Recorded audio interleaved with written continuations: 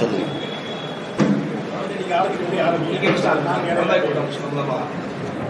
கலந்தாய்வாக தான் வருது.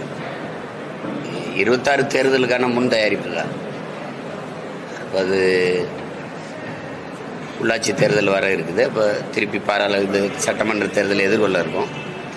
இப்போ அதுக்கு எப்படி வேலை செய்கிறது, வேட்பாளர் தேர்வு, எந்தெந்த தொகுதி யார் யார் போட்டிடுறது, இதெல்லாம் முடிவு பண்ணுறதுக்கான ஒரு களமாகவும் அது காலமாகவும் வச்சு பயணிச்சுக்கிட்டு இருக்கோம். இப்போ ஒரு பகுதியாக செய்கிறோம். இந்த 2 ஆண்டுக்குள்ளே 2 முறைக்கு மேலே பயணம் செஞ்சிடணும்னு நான் நினைக்கிறேன். அதுக்கு அந்த பயணத்தில் ஒரு தொடர்ச்சியாக இன்னைக்கு விருதுநகர் 2021 சட்டமன்ற தேர்தலுக்கும் உள்ள பாராளுமன்ற தேர்தலுக்கும் 1.5% வந்து நாம் தமிழர் கட்சி வந்து வாக்கு வங்கி அதிகமாக இந்த ஓட்டு வந்து பிற அரசியல் கட்சிகளில் இருந்து வந்தால் புதிய வாக்காளர்கள் போட்டால் அடிக்கிறீங்க. இதற்கு புதிய வாக்காளர்கள்னு இதில் ஒன்றும் இல்லை. அதாவது அவங்க அப்பா ஒரு அரசியல் கட்சியை சார்ந்தவராக இருப்பார், அவங்க குடும்பம் இருக்கும். அதில் இருக்கிற ஒருவர் அந்த கோட்பாட்டிலேருந்து விலகி ஒரு புதிய அரசியல் கோட்பாட்டுக்கு வர்றாருங்கிறது ஒரு மாறுதல் தான். புதிய வாக்காளர்கள்னு 36 லட்சம் பேரும் புதுசுன்னு சொல்லிட முடியாதுல்ல. சில பேர் புதிய வாக்காளர்களும் இருக்கிறாங்க, மாற்றத்தை விரும்புகிற வெகுவான மக்களும் இருக்காங்க. 2026 எலெக்ஷன்ல இன்னொரு கட்சி உள்ள வருது. அப்படி வரும்போது புதிய வாக்காளர்களுடைய வாக்கு பிரிவு வந்து இந்த அளவில் இருக்கும். அது அப்படி சொல்ல முடியாது. இது கருத்தியலில் தான் நீங்கள் பார்க்கணும். ஏன்னா இவ்வளோ பெரிய ஆட்சி அதிகாரங்கள் இருந்த கட்சிகளை தாண்டி இங்கே எப்படி கட்டமைக்கப்படுது அரசியல்னு நீங்கள் ஆழ்ந்து பார்க்கணும். இப்போ எங்கள் அண்ணன் தமிழரசன் அவர்கள் இருக்காங்களே, அவங்க சொல்கிறாங்க மது, சாதி, மத, போதை இது 3 வந்து ஒரு புரட்சிகர அரசியலை, ஒரு நல்ல அரசியலை முன்னெடுப்பதற்கான பெரிய தடையாக இருக்குங்கிறாங்க. அதை அழிக்கிற ஒரு கொடும் கருவியாக இருக்குங்கிறாங்க. அந்த மாதிரி இடத்துல நீங்கள் சாதி, மதம், சாராயம், பணம், அதை மீறி திரைக்கவர்ச்சி, இது 5 பொது எதிரிகள் இருக்கிறத நீங்கள் பார்க்குறீங்க. அதுக்கு மேலே ஊடகங்களின் பங்கு வந்து ஊடகம் வந்து ஒரு நல்ல அரசியல் வரணும், ஒரு நல்ல கருத்தியல் கோட்பாட்டை முன்வைக்கிற அரசியல் கட்சி வரணுங்கிற எண்ணம் அது கிடையாது. அவரே காசு எவ்வளோ கொடுக்குறாரு, இவர் முந்துறாரு, இவர் பிந்துறாரும்பாங்க. முந்துறவர் 2000 கொடுத்துருப்பாரு, பிந்துறவர் 1000 கொடுத்துருப்பாரு. இதுதான் இதை வந்து. ஆனால் எல்லா இதுகளும் ஊழலை ஒழிப்பம்பாங்க, லஞ்சத்தை ஒழிப்பம்பாங்க. ஊழல் லஞ்சத்துக்கான விதையே வாக்குக்கு காசு கொடுக்கறதுல தான் ஊண்டப்படுது. அது எல்லாருக்கும் தெரியுது. இப்போ அந்த மாதிரி ஒரு நல்ல அரசியலை உருவாக்கணுங்கிற நோக்கம் இந்த காரணிகளுக்கு கிடையாது. அதுக்குள்ள இப்போ எங்களுக்கு எந்த பின்புலமும் இல்லை. நீங்கள் பார்க்குறீங்க, இதில் எங்களுக்கு வந்து பொருளாதார வலிமையும் இல்லை. 50 கோடி செலவு பண்ண பாராளுமன்ற தேர்தலில் நாங்கள் 6 தொகுதிக்கும் சேர்த்து 5 லட்சம் தான் செலவு பண்ணியிருக்கோம். துண்டறிக்கை கொடுத்துருக்கோம். எங்களுக்கு கூட கொஞ்சம் காசு இருந்தால் 1 லட்சம் துண்டறிக்கையை 2 லட்சம் ஆக்கியிருக்கோம். இப்போ இந்த அளவுக்கு தான் நாங்கள் வேலை செய்கிறோம். ஆனால் இதுக்குள்ளே தேடி 6 தேர்தலாக ஒரு சின்னத்தை சந்தித்தேன் நான். ஒரு சின்னத்தை அதுக்கு முன்னாடி வேற ஒரு சின்னம் கொடுத்தாங்க, அப்புறம் ஒரு சின்னம் கொடுத்தாங்க. அந்த சின்னத்தை கொண்டு போய் சேர்த்து உங்களுக்கு தெரியும் 1 விழுக்காடு தான் எனக்கு அங்கீகாரத்துக்கு. 7 விழுக்காடு வச்சுருக்கேன். அந்த ஏறும்போது குறவழி நடித்து கீழே தள்ளி விட்ட மாதிரி அந்த சின்னத்தை எடுத்துக்கிட்டு இவ்வளோ பேருக்கு அதே சின்னத்தை கொடுத்த இந்த தேர்தல் ஆணையம் எனக்கு மட்டும் எடுக்குது பாருங்க. உங்களுக்கு காரணம் என்னன்னு புரியுது. ஃபர்ஸ்ட் கம் ஃபர்ஸ்ட் சர்வ்ன்றாங்க அவங்க. குக்கர் சின்னம் கிடைக்காம தான் ஐயா டிடிவி தினகரன் போட்டியே போடல. ஒரு தடவை உங்களுக்கு ஞாபகம் இருக்கு. சைக்கிள் சின்னம் கிடைக்காம தான் ரெட்டலையிலே ஐயா ஜி.கே. வாசன் போட்டிட்டார். மாம்பழ சின்னமும் அங்கீகரிக்கப்படல, இந்த கட்சியெல்லாம் அங்கீகரிக்கப்படலை. ஆனால் உங்களோட கூட்டணி வச்சோன்னா அந்த சின்னம் அவங்கவுங்களுக்கு கிடைக்குது எப்படி? அப்போ அந்த ஃபர்ஸ்ட் கம் ஃபர்ஸ்ட் சர்வ்ங்கிறது போய் ஒரு இந்திய கட்சின்னு சொல்லி அவனை கொடுத்தீங்க. அவன் எங்கேயுமே போட்டி இல்லை, ஏன் கொடுத்தீங்க? அந்த கட்சி அந்த சின்னத்தை, என்னுடைய சின்னத்தை எடுத்து இங்கே சுயேட்சைகளுக்கு கொடுக்க காரணம் என்ன? சுயேட்சையை கொடுத்தீங்க, ஏன் சின்னத்துக்கு கீழே வைக்க பக்கத்தில் வைக்க காரணம் என்ன? சரி, எனக்கு ஒரு மைக்கை கொடுத்தீங்க, அதை மக்கள்கிட்ட நான் கொண்டு போயிட்டேன். ஆனால் வாக்கு பெட்டியில் மைக்கு மாதிரி வைக்காம கீழே 5-6 பொத்தானை வச்சு சீப்பு போல கட்டிட்டீங்க. எவ்வளவு இடையூற ஒரு மகன் சந்திக்கிறதுன்னு பாருங்க. அது அந்த சின்னம் எங்கே இருக்குன்னு கண்டுபிடிக்க முடியாத அளவுக்கு. இதுக்குள்ள 36 லட்சம் பேர் எங்களை தேடுறாங்க அப்படிங்கிறது, அது இந்திய தேர்தலுக்கு அது ஒரு மாறுதல், அது ஒரு புரட்சி. ஆங்கிலத்தில் சொன்ன ரெவல்யூஷன் தான். அதனால அது புதிய இந்த வாக்கை சிதைக்கிறது. எங்கள் கோட்பாடு உங்களுக்கு தெரியும். நாங்கள் வந்தால் இப்படி தான் ஆட்சி செய்வோம், நாங்கள் வந்தால் இப்படி. பாடமொழி தமிழ் அல்ல, பயிற்று மொழி தமிழ். எங்களுக்கு வேளாண்மையை முன்னிறுத்தி கட்டப்படுகிற தற்சார்பு பசுமை பொருளாதாரம் தான். சாராய பொருளாதாரம் இல்லை, வர்த்தக பொருளாதாரம் இல்லை. முதலாளிகளின் வளர்ச்சி நாட்டின் வளர்ச்சியின் கட்டமைக்க நாங்கள் தயாராக இல்லை. வெறும் நகர்ப்புற வளர்ச்சியை மட்டும் காட்டி அதான் வளர்ச்சின்னு சொல்ல. நாங்கள் சிற்றூர்களின் வளர்ச்சியும் ஒன்றாக சேர்த்து எடுத்தால் தான் தேசத்தை சமூகத்தில் வளர்த்தெடுக்க முடியுங்கிற கோட்பாடு கொண்டவங்க. அப்படி ஒரு மாற்று தத்துவத்தை ஒவ்வொன்றுக்கும் சொல்லி சொல்லி சொல்லி சொல்லி கட்டமைக்கிறது நாங்கள் தான். இந்த கருத்தில் ஏற்கிறது தான் என்னுடைய வாக்காளர்கள். அதனால் இதை யாரும் சிதைக்க முடியாது. இப்போ ஒரு கட்சி வருதுன்னா அந்த கட்சி என்ன கோட்பாடை வைக்குதோ அந்த கோட்பாட்டை ஏற்கிறவர்கள் தான் வாக்கு செலுத்த முடியுமே ஒழிய, மற்றபடி அந்த வாக்கு சரிக்கிறது ஓட்டை பிரிப்பீங்க. நான் கூட கேட்பேன், ஓட்டை ஏன் அப்படி ஓட்டா போட்டா பிரிக்கிறோம்னா அவ்வளோ பலகீனமாக ஓட்டை போட்டு வச்சுருக்க, அவன் காங்கிரீட் சோறாக வச்சுருங்க, நாங்கள் வேணால் பிரிக்காமல் போயிடுறோம் அப்படின்னு. அது சும்மா அதெல்லாம் யார் ஓட்டையும் யாரும் பிரிக்கிறது இல்லை. மதுவுக்கு எதிராக உங்களுடைய முன்னெடுப்பு அதிகமாக இருக்குது. அக்டோபர் 2ஆம் தேதி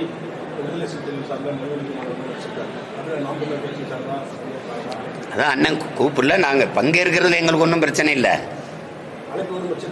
அது பங்கேற்போம், அதில் ஒன்றும் இல்லை. அது சில கேள்வி எங்கள் அண்ணன்ட்ட கேட்க வேண்டியது இருக்குல்ல, எங்கள் அண்ணன்ட்டே எங்கள் ஐயாட்டையும். நீங்கள் 2 பேரும் தான் என்னை வளர்த்தீங்க. நாங்கள் உங்கள் 2 பேரும் கூட நான் நீண்ட காலம் வேலை செஞ்சுருக்கேன், இருந்திருக்கேன். இந்த அரசியலை எனக்கு கற்பிச்சது யார்? உங்களுக்கு தெரிய வாய்ப்பு இல்லை. இவங்க 2 பேர் தான், எங்கள் ஐயாவும் எங்கள் அண்ணன் தான். என் போக்கு திசை மாதிரி இந்த கட்சியிலேருந்து விலகி போகிறது காரணம், இந்த அரசியலை உறுதியாக செய்ய காரணம் என்னுடைய தலைவர். உங்களுக்கு புரியுதுன்னு நினைக்கிறேன். அப்போ 2008 அவரை சந்திக்கிறது வரைக்கும் என்னுடைய அரசியல் வேறு, அப்புறம் அதுக்கப்புறம். ஆனால் இதையெல்லாம் எனக்கு முன்னாடி நான் பேசுகிற அரசியலை பேசி இந்த நிலத்தில் இந்த அரசியலை விதைச்சது யார்? 2 பேரும் தான். எங்கள் ஐயாவுக்கு சாதி வாரி கணக்கெடுப்பு எடுத்து குடிகளின் எண்ணிக்கைக்கு ஏற்ப இடஒதுக்கீடு கொடுக்கணுங்கிறது எங்கள் ஐயா கோட்பாடு.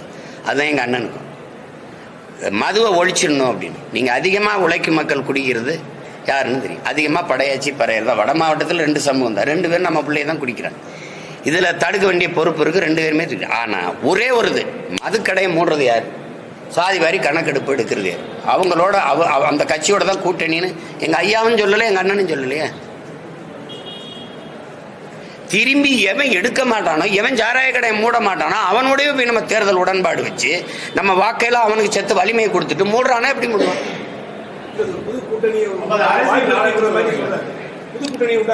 அதே அவ்வளவுலாம் பெரிய வார்த்தை. புது கூட்டணி மதுவுக்கு எதிராக சாதி வாரி கணக்கெடுப்பு எடுக்காதுங்க பாரதிய ஜனதா. அது கோட்பாட்டுக்கு எதிரானது, பொருளாதார அடிப்படைக்கு போயிடுச்சு.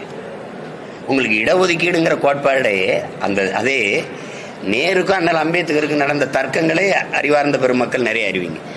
பொருளாதார அடிப்படையில் இடஒதுக்கீடுங்கிற பேச்சுக்கே இடம் இல்லை. இந்த தெருவில் சீமான் நடக்கக்கூடாதுங்கிறது ஏழைங்கிறதுக்கு இல்லை.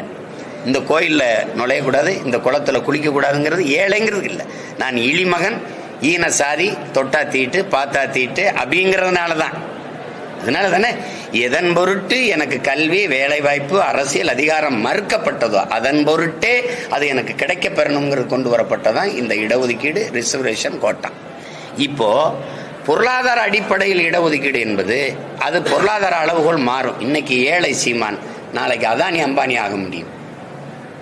ஆனால் இந்தியாவின் முதல் குடிமகளாகி ராம்நாத் கோவிந்தும் பிரதிபா இந்த திரௌபதி முர்மு கோயிலுக்குள்ளே போக முடியலையா?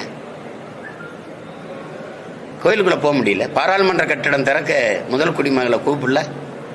2வது அத்வானி வீட்டில் போய் ஐயா மோடி சந்திக்கிறார். நீங்கள் காணொலி இருக்கு. அத்வானி ஐயா நாற்காலியில் உட்கார்ந்துருக்காங்க, மோடி ஐயா உட்கார்ந்துருக்காங்க. நாட்டின் முதல் குடிமகள் பெண்மகள் அந்த ஓரத்தில் அப்படி கை கட்டி நிற்கிறாளா இல்லையா? இந்த நாட்டின் முதல் குடிமகளே நீ அவமானப்படுத்தி நீ தீண்டத்தகவலை அங்கே போய் நிறுத்தி வச்சிருக்க. அவளை உயரத்துக்கு அவள் வந்து பிரசிடென்ட் ஆஃப் இந்தியாவுக்கு இந்த நிலைமை அவள் கை கட்டி நிற்கிறா. நீங்கள் 2 பேரும் உட்காந்து பேசுகிறீங்க, எந்திரிச்சு பாரத மாதாக்கு ஜெயங்கிறீங்க. இது எப்படிப்பட்ட ஒரு ஜனநாயகம், எப்படிப்பட்ட நிலைப்பாடுன்னு நீங்கள் பாருங்க. ஒரு நாற்காலியை போட்டு முதல்ல அந்த பெண்ணை உட்கார வச்சுட்டு நீங்கள் உட்கார்ந்துருந்தா இது பெண்ணியத்தை போற்றுகிற நாடு, பெண்களுக்கு உரிமை அளிக்கிற நாடு, சகோதரத்துவம் சமத்துவம் உள்ள நாடு, ஜனநாயக நாடு, இதெல்லாம் நீங்கள் பேசலாம். அப்போ நான் அவளை உயரத்துக்கு வந்து என் மேலே சுமத்தப்பட்ட சாதிய இழிவு, தீண்டாமை, கொடுமை போலன்னா அப்போ பொருளாதாரத்துக்கு அதுக்கு சம்மந்தமே இல்லையே. அப்போ அந்த அடிப்படையில் நீங்கள் அதனால தான் எங்கள் ஐயாவும் சரி நாங்களும் சரி இன்னைக்கு இங்கே இருக்கிற இடஒதுக்கீடே நீங்கள் எல்லாம் போயிட்டு இருக்கிறாங்க. இது ஒற்றை மகன், எங்கள் ஐயா ஆனமுத்துங்கிற ஒரு மகன் போராடி பெற்றுக் கொடுத்ததான் இது எங்களுக்கு. அதை யாரும் இவங்க பேச தயாராக இல்லை. 69 விழுக்காடு இடஒதுக்கீடு மண்டல் கமிஷன் ஒன்று இருக்குல்ல, மண்டல் பரிக்குழு, அதை கொண்டு வந்ததே அவர் தான். அந்த ஒரே மகனின் போராட்டம். இந்த அதிகாரங்கள் யாரும் செய்யல, ஒருத்தரும் செய்யல. யாராவது மறுக்க சொல்லுங்க. நீ அப்ப இவங்க எடுக்க மாட்டாங்க. நேர் எதிர் கோட்பாடு கொண்ட பிஜேபி சாதிவாரி கணக்கெடுப்பு எடுக்கணும்னு தள்ளி விடுறதுங்கிறது எவ்வளவு ஏமாற்று. நீங்க எடுக்க முடியாது. இப்போ அருந்ததியருக்கு 3 விழுக்காடு கொடுத்தது யாரு? திமுக, ஐயா கருணாநிதி. இஸ்லாமியருக்கு 3.5 விழுக்காடு கொடுத்தது யாரு? ஐயா பாட்டாளி இந்த படையாட்சிகளுக்கு வன்னியர்களுக்கு 10.5 கொடுத்தது யாரு? ஐயா எடப்பாடி. ஒரு மாநில கட்சியின் அதிகாரத்திற்கு, ஆட்சி அதிகாரத்திற்கு 3 விழுக்காடு, 3.5 விழுக்காடு, 10.5 விழுக்காடு இடஒதுக்கீட்டை பிரிச்சு பங்கிட்டு கொடுக்கிற அதிகாரம் இருக்கு உங்களுக்கு. சாதிவாரி எண்ணி கணக்கிடுறதுக்கு அதிகாரம் இல்லையா? புரியுதா? எப்படி எடுக்கிறது அப்படின்னா, வீட்டுக்கு வீடு ஓட்ட எப்படி எண்ணி காசு கொடுக்குறீங்க? அப்படி என்னங்க, எல்லாரும் கொடு, எண்ணி கொடு, எடுத்து கொடுக்காத, அளந்து கொடு, அள்ளி கொடுக்காத. இதானே இடஒதுக்கீடு. நீங்க அப்படி செய்ய தயாரா இல்லை. ஏன் என்ன மறுக்கிறீங்க? எல்லாரும் கேட்கிறேன், எங்களுக்கு எண்ணி கொடுத்துருணும். இப்ப தேவேந்திரர் எங்களை பட்டியல் பிரிவுல இருந்து வெளியே எடுத்துருன்றான். நீ மறுபடியும் என்ன சொல்ற? அதுல கிடைக்கிற சலுகை எனக்கு கிடைக்காம போயிடும். நான் சலுகையே கேட்கலையே, நான் உரிமையை கேட்கிறேன். இந்த நாட்டின் குடியா எனக்கு உரிமையை கேட்கிறேன். எனக்கு உரிய இடஒதுக்கீடு கேட்கல, பங்கீடு கேட்கிறேன், பகிர்வு கேட்கிறேன். அதை நீ புரிஞ்சுக்கிறாம நீ அங்க இருந்தா நீ எஸ்சி எஸ்டிங்கிற. எஸ்டி ஷெட்யூல்டு டிரைப்ஸுக்கு அவன் எத்தனை பேருக்கு என்னென்ன கொடுத்துருக்க?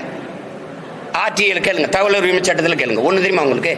சாதி சான்றிதழ், நான் குறவர், நான் இருளவர், ஈழவர், ஏதாவது ஒண்ணு, ஒரு போயர், ஒட்டர், இப்படி ஏதாவது எனக்கு இருந்த சாதி சான்றிதழ் இருந்தாதான் நான் அந்த இடஒதுக்கீடை பெற முடியும். உங்களால் நம்ப முடியுதா? நான் போராடி 3000 பேருக்கு சாதி சான்றிதழ் வாங்கி கொடுத்துருக்கேன் நிலைமையில இருக்குன்னா இவன் என்ன இடஒதுக்கீடை பெற்றிருப்பான்னு நீங்க நினைக்கிறீங்க?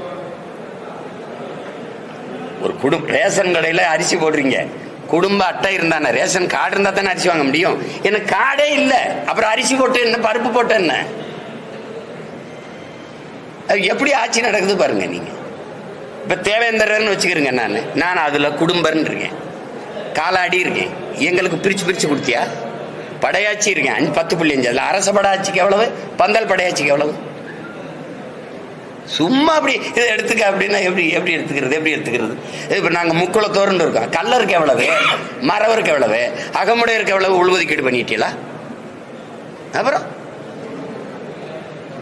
அதனாலதான் எண்ணீருங்கிற. கல்லர் எவ்வளவு, மறவர் எவ்வளவு, அகமுடையர் எவ்வளவு? நீங்க மொத்தமா 3 சாதி, கல்லருக்கு ஒரு மினிஸ்ட்ரி, மறவருக்கு 1, அகமுடையருக்கு 1, 3 சீட்டு முடிச்சு விட்டீங்க, 3 அமைச்சர். ஆனா என்ன, நீங்க கல்லருக்கு எத்தனை வருது, இவருக்கு எத்தனை வருது, குடிகளின் எண்ணிக்கைக்கு ஏற்ப நீங்க கொடுக்கணும். அப்படி நீங்க என்ன மாட்டீங்க? நான் கோனார் வச்சுக்கிறேங்க, நாட்டிலே 2 அமைச்சர் கொடுத்துருக்கீங்க. 2ஐயும் என் மாவட்டத்திலேயே கொடுத்துட்டீங்க, சிவகங்கையிலேயே. அப்ப திருநெல்வேலி இருக்க கோனாரு, திருவண்ணாமலை இருக்க கோனாரு, ஒண்ணு பிரிச்சு கொடுத்துருக்கணும். இல்ல 2ஐயும் ஒரே மாவட்டத்தை கொடுத்துட்டீங்க. இந்த இவ்வளவு எண்ணிக்கையில் இருக்கு, எனக்கு 2 தான். உங்க வீட்டிலே 2 அமைச்சர் இருக்காரு. நீங்க முதலமைச்சர், அப்புறம் உங்க மகன் விளையாட்டுத்துறை அமைச்சர், உங்க அப்பா முதலமைச்சர், நீங்க துணை முதலமைச்சர், இப்ப உங்க மகன் துணை முதலமைச்சராக போறாரு. அப்ப நாட்டிலேயே எங்களுக்கு 2, உங்க வீட்டிலேயே உங்களுக்கு 2ன்னா இது என்ன சமூக நீதி? நீங்க யாராவது ஒரு பதில் சொல்லுங்க எனக்கு. நீங்க கேள்வி கேட்டீங்க,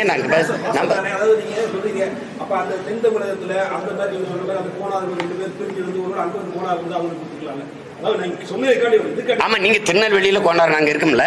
இப்ப எங்க மாவட்டத்தில் ஐயா கண்ணப்பன்னு கொடுத்தீங்க, இல்ல ஐயா பிறகு அந்த பெரியார்பன்னு கொடுத்தீங்க. ஒண்ணு கொடுத்துட்டு திருநெல்வேலியில ஒரு கோனார் கொடுத்து விடுங்க. இல்ல திருவண்ணாமலையில கோனார் இருக்காங்க, எங்கால இருக்காங்க, அவனுக்கு ஒண்ணு கொடுத்து விடுங்க. அதிகாரத்தை பரவலாக்கி, நிர்வாகத்தை பரவலாக்குனீங்க தானே எல்லா இடத்துக்கும் போகும். இங்க ஒரே மாவட்டத்துக்குள்ள 2 அமைச்சரை கொடுத்து விட்டீங்கன்னா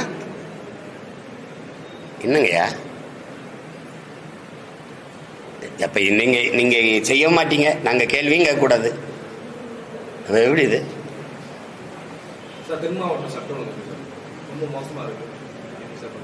நீங்களே சொல்லிட்டீங்க.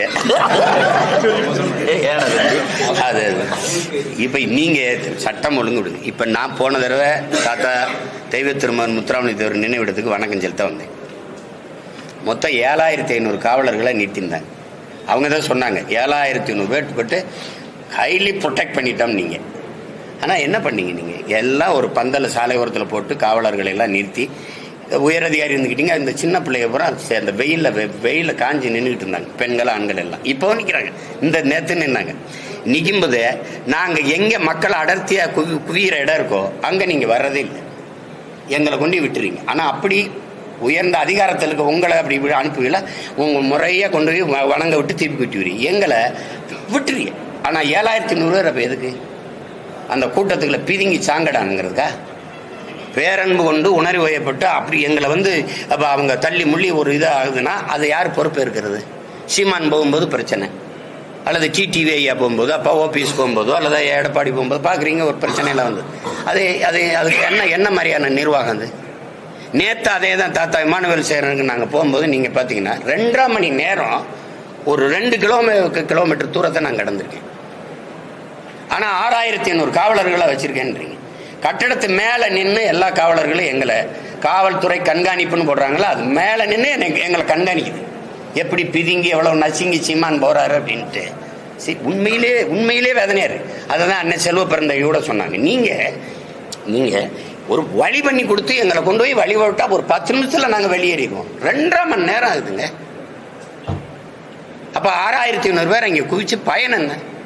அப்போ அது அந்த சட்டம் ஒழுங்கு நீங்கள் அந்த இடத்துல ஒரு தள்ளி விட்டாங்க, ஒருத்தர் விழுந்துட்டாரு, மயங்கிட்டாரு, ஒரு குறவழியில் மீச்சிருச்சு, நெஞ்சில் மீச்சிருச்சு, அல்லது ஏதோ உயிர் சேதம் ஆயிடுச்சு. கூட்டத்தில் ஒருத்தர் ஒரு பிளேட்டு கத்தி வச்சு கீறி விட்டாரு, ஒரு கத்தி வச்சு குத்தி விட்டுட்டாரு. யாரு பொறுப்பு? ஓய் எப்படியோ போங்கடா அப்படின்னா. அப்படி நீங்கள் போகும்போது, அல்லது உங்கள் மகனார் ஐயா சின்னவர் அவர் போகும்போது, இல்லை பெரியவர் ஐயா நீங்கள் போகும்போது இப்படி தான் நிற்க விடுவீங்களா? சட்டம் இருக்கு, ஒழுங்கா இருக்காங்கிறது அது நீங்களே சொல்றீங்க மோசமா இருக்குன்னு. நான் அதுக்கு கூட ஒரு வார்த்தை சேர்த்துக்கிறேன், ரொம்ப மோசமா இருக்கு. வேற என்ன சொல்றதுக்கு? சமூக நீதி நான் கிருமியில இருங்க, அதை முடிச்சுக்கிறேன். இப்போ எங்கள் ஐயாட்டே எனக்கு இது ஒன்றும் வரல, வருத்தம். எங்கள் ஐயா மேலே எங்கள் அண்ணன் மேலே எனக்கு வருத்தம். அதை நீங்கள் என்ன செய்ய, வாடாடே இவங்க எல்லாம் வேணாம்டா, நம்ம இந்த மதுவை ஒழிக்கிற பையன், இந்த சாதி வாரி கணக்கெடுக்க எடுக்கிற நம்மளா சேர்ந்து ஒரு கூட்டணி வைப்போம், அவ்வளோதானே. யார் சொல்லியிருக்கா? வரலையே, நான் தான் கூப்பிடுறேன் எங்கள் அண்ணனை, வாங்கினே நம்ம ஒன்று செய்யும், இவங்களும் சரி வர மாட்டாங்க. இப்போ அதிமுகவே எங்கள் அண்ணன் கூப்பிடுறாருல, எங்கள் அண்ணன் கூப்பிடுறாரு, அதை சரி நான் வரவே இருக்கிறேன். அதிமுக எல்லா கட்சியும் வரனாங்க, ஜனநாயக ஆற்றல்னா பிஜேபி வராது. அது மதவாத ஆற்றல்னு எங்கள் அண்ணன் சொல்றாரு, இது மதுவாத ஆற்றல், அவ்வளவுதானே. நீங்க மதவாத ஆற்றலுக்கு எதிராக இருக்கிற எங்க அண்ணன் மதுவாத ஆற்றல் கூட கூட்டின்னு வச்சிருக்கிறாரு. அது இல்லை, அவர் தோணிருக்கலாம். சரி, இது அதிகம் பாதிக்கப்படுகிற உழைக்கும் மக்கள் உங்களுக்கு தெரியும். தென் மாவட்டங்கள்ல யாரு, வட மாவட்டங்கள்ல யாரு? உழைக்கும் மக்கள்ல சரிபாதி இருக்கிற படையாச்சி பறையர் தான் வட மாவட்டத்தில். நீங்க உங்களுக்கு தெரியும், இது 2 பேரும் தான் பெரும் சேதத்துக்காகி உயிர் பலியாகி உழைக்கும் குடிகள். இந்த கள்ளச்சாராயம் குடிச்சு செத்ததுலேயே உங்களுக்கு பாருங்க, மரக்காணத்தில் செத்தம் யாருன்னு நினைக்கிறீங்க? இப்போ எங்க அண்ணன்ட்ட ஒன்றும் இல்லை, நான் அன்பாவே கேட்குறேன். எங்க அண்ணன்ட்ட, அண்ணன் 2021 திமுக பதவிக்கு வந்த உடனே அவங்க இறந்தாங்க மரக்காணத்தில் 19 பேர். 2024 முடிஞ்சு இப்போ 25 இப்போ 24 பாதிக்கு மேலே இப்போ நீங்கள் மாநாடுன்றீங்க. அப்பவே போட்டிருக்கணும்ல.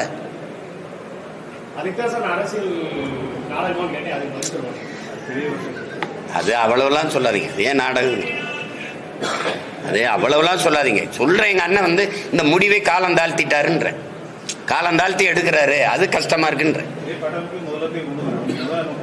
கொண்டு வந்து எங்க ஐயாட்ட இருக்கிற கொள்கையில, உயிர்ப்பு கொள்கையில் இந்த சமூக நீதியும் இந்த மதுவுக்கு எதிரான இந்த சாராய படுகொலைக்கு எதிரானது தான். இதில் 2ல எங்க ஐயா பாருங்க, பொருளாதார அடிப்படையில் இடஒதுக்கீடு எங்க ஐயா ஏத்து அமைதியாயிட்டாங்க. அது காரணம் நாங்கள் என்ன செய்ய முடியும், கூட்டணி. நான் கூட கேட்டேன், ஐயா நீங்களாயா அதை அப்படி பேசுறதுன்னு. அதுக்கு எதிராக வந்தால் கொள்கை எதையும் தூக்கி போட்டு வரக்கூடிய எங்கள் ஐயா அப்படி பேசிடக்கூடாது. பொருளாதார எனக்கு பிஜேபியோட கூட்டணி வச்சிருந்ததுனால நாங்கள் என்ன செய்ய முடியும்ட்டாங்களே. நம்மளுடைய கொள்கை இருக்கிற அந்த நம்ம தத்துவத்தினுடைய இதயமா இருக்கிறத அவன் சிதைக்கிறான், அதில் விட்டுட்டாங்க. இப்போ சாதிவாரி கணக்கெடுப்பு எடுன்றாங்க. ஐயா அன்புமணி சொல்றாங்க, எடுத்து என்ன பண்றது? அவன் அந்த இடஒதுக்கீட்டுக்கு எதிரால இருக்கான். முன்னேறிய வகுப்பினர்னு ஒரு வார்த்தையை போடுறான். சாதி வகுப்புன்னா சாதி தானே. சாதி எப்படி முன்னேறும்? ஒருத்த கல்வி வரி பெற்று வேலை வாய்ப்பை பெற்று அதுக்குரிய ஊதியத்தை பெற்று வருவாயை பெருக்கி அது பொருளாதாரத்தில் மேம்படுவதற்கு 14 வளர்ச்சி. யாரு எது பொருளாதார? அப்படி பேசாதீங்க. அந்த இடஒதுக்கீடு முறையை அப்படி கொண்டு வரப்படல. பொருளாதார அடிப்படையில் முன்னேறிய சாதி ஏன் சொல்ற? நீ யார்? நீ அப்படி சொல்ல நீ உச்சாணி கொம்புல இருந்துக்கிறவா, நான் ஏறி வந்து ஊட்டி விடணுமா? இறங்கி வாடா, கிளைக்கு வாடா, அடிமரத்து வாடா, வேருக்கு வாடா, கீழே வா. நான் எஃப்சியா தான் இருப்பேன். நான் பிசி எம்பிசிக்கெல்லாம் வரமாட்டேன். நாங்க most backward OBC other backward கம்யூனிட்டியில் நாங்க இருப்போம். அப்ப சரி, மற்ற மாநிலங்கள் எல்லாம் எங்களுக்கு ஏதாவது இருக்குதா? அதர் பேக்வேர்டு எங்களுக்கு ஏதாவது இருக்குதா? சொல்லுங்க, எங்களுக்கு ஏதாவது இருக்குதா? இதே எஸ்சி எஸ்டியில் எங்களை எந்த மாநிலமாவது வச்சிருக்கா? 1.25 கோடி கர்நாடகாவில் இருக்கோம் நாங்க. எங்களுக்கு எஸ்சி எங்களுக்கு இருக்கா? 36 லட்சம். நீங்க இங்க இருக்கிற எண்ணிக்கை விடுங்க, பிறகு நாங்க 36 லட்சம் மகாராஷ்டிராவில் இருக்கோம். எங்களுக்கு என்ன கொடுத்துருக்க? நாங்க ஓபிசி அதர் பேக்வேர்டு. எங்களுக்கு என்ன கொடுத்துருக்க? ஒரு இடம், ஒரு எது? ஒண்ணு இல்லையே. பொருளாதார அடிப்படையை பேசவே பேசாதீங்க நீங்க. பொருளாதார அடிப்படையில் நீ பொருளாதாரத்தில் பின்தங்கி வேணா அது கிடையவே கிடையாது. அப்புறம் நீ சாதி வகுப்புல முன்னேறிட்டேன்னா சாதியை ஏற்றதாழ்வுகளற்ற சமத்துவ சமூகம் படைக்கணுங்கிறது தானே இதை கொண்டு வரிய. நீ முன்னேறிய சாதினா அவன் கொம்ப வச்சு குத்திக்கிட்டே இருக்க மாட்டானா? நான் எஃப்சி, நான் உயர்ந்த சாதியாவே இருப்பேன், எனக்கு எல்லாம் கிடைச்சிரும்னா அப்புறம் எப்படி சாதி வேறுபாடற்ற சமத்துவம் உருவாகும்? இதுக்கு பதில் இருக்கா அவங்க கிட்ட? சாதியை ஏற்றதாழ்வுகளற்ற சமத்துவம் இப்படி உருவாகும். அண்ணல் அம்பேத்கர் சொல்றது, சாதியை ஏற்றதாழ்வுகளை வைத்துக் கொண்டு சமூக முன்னேற்றம் மேம்பாடு என்று பேசுவது மலக்குழியின் மேலே போடுகிற மல்லிகை பந்தலுக்கு சமம்ங்கிறார். சாக்கடையின் மேலே நீ போடுற சந்தன மாலைக்கு சமம்டாங்கிறார். இதுக்கு பதில் இருக்கா? அப்புறம் எப்படி நீ ஏற்றதாழ்வை ஒழிப்ப? நான் உயர்ந்தவனாவே இருப்பேன், எனக்கு எல்லாம் கிடைச்சிரும் அப்படின்னா நான் கீழே கிடைக்கிறவன் கீழே தான் இருக்கணும். நான் மேலே ஏறி வந்து என்ன பயன் இருக்குது? எப்படி வர முடியும்?